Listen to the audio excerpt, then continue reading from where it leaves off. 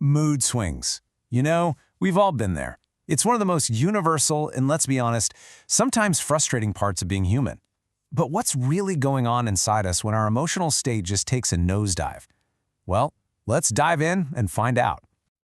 It's that feeling of emotional whiplash, right? You're just cruising along, feeling totally fine, and then bam, something shifts. A wave of irritation or sadness just washes over you, and it feels like it came out of absolutely nowhere. It can be super confusing and leave you wondering, what is in the driver's seat here? And that brings us to the big question, the one at the very heart of this explainer. Is the source of these shifts coming from your head, or is it something happening in your body? The truth is, that line between them is way blurrier than you might think. How they interact, well, that's the real story. So, to really get to the bottom of this, we've got to understand the two major communication systems at play.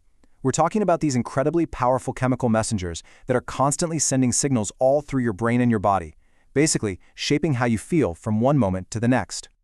Okay, think of it like this. Neurotransmitters, which are in your brain, are like a super fast instant messaging system. Zing! They fire off these quick, really targeted messages between nerve cells for immediate effects. Hormones, on the other hand, they're more like the body's postal service. They send chemical letters through your bloodstream to all sorts of different destinations. The delivery is a bit slower, for sure, but the impact can be really widespread and last a whole lot longer. So let's start with that high-speed instant messaging system first. We're going to go inside the brain to meet the key players on the mental side of this whole equation, the neurotransmitters that are pretty much the architects of our emotional states. All right, two of the most famous neurotransmitters you've probably heard of are serotonin and dopamine, and they have very different jobs. Serotonin is kind of like our emotional stabilizer. It's that feel-good chemical that helps us feel a sense of calm and well-being. Dopamine? That's all about motivation and reward. It's the chemical that says, hey, that felt awesome, let's do it again, driving us to seek out things that bring us pleasure. And this table just perfectly illustrates what happens when these systems get out of whack. If your serotonin levels are low, it can lead to feelings of sadness, anxiety, and just general emotional instability. Now look at dopamine, it is such a delicate balance. Too little and you can get that classic symptom of depression called anhedonia, which is literally the inability to feel pleasure. But too much can push you towards mania, impulsivity, and even risky behaviors. So the main takeaway here is that the right balance is absolutely key for our emotional regulation. All right, now let's switch gears and talk about the body's postal service. We're shifting from the brain over to the endocrine system. And look, while hormonal shifts affect everyone, for women, reproductive hormones can be a particularly huge driver of mood changes, mostly because they fluctuate in these pretty predictable cycles throughout life. This timeline shows some of the key moments when these hormonal shifts are the most intense. In the days before a period, fluctuating estrogen and progesterone can trigger PMS. During pregnancy, hormone levels just surge. Then after childbirth, they plummet dramatically. And during perimenopause, that transition to menopause, they fluctuate wildly and unpredictably. Each one of these phases represents a period of hormonal instability that can make some people much more susceptible to mood swings and even depression. And hey, it's not just about reproductive hormones. Other players have a massive role too. For example, chronically high levels of cortisol, the famous stress hormone, can leave you feeling irritable and just totally fried. And if you're feeling low energy or fatigued, it could be linked to your thyroid. That little gland is a major player in mood, and if it's not producing enough of the T3 hormone, it can directly lead to feelings of anxiety and depression. Okay, so we've looked at the mental side, the neurotransmitters, and we've looked at the hormonal side. So, which one is it?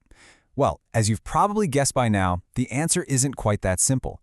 This is where it gets really, really interesting, as we start to uncover that deep, deep connection between the brain and the body. This quote from the National Institutes of Health really gets right to the heart of it. It suggests that for some people, it's not actually the hormonal changes themselves that are the problem. No, it's a heightened sensitivity to them. It means their brains are simply more reactive to those normal and sometimes intense hormonal ups and downs. And this idea has a name. It's called the continuum of vulnerability. The key thing to get here is that this sensitivity isn't like an on-off switch. It's a spectrum. Someone might have a pre-existing, maybe even subtle, imbalance in their neurotransmitter system. That vulnerability can then be unmasked or cranked up to 11 during those periods of intense hormonal change we just talked about. Basically, the body's postal service starts sending all these chaotic signals that the brain's instant messaging system just isn't equipped to handle smoothly. So knowing all this, what can you actually do about it? Because this isn't just about understanding the problem. It's about empowerment. So let's look at some practical, actionable steps you can take to help manage your moods and also know when it might be time to get some extra support.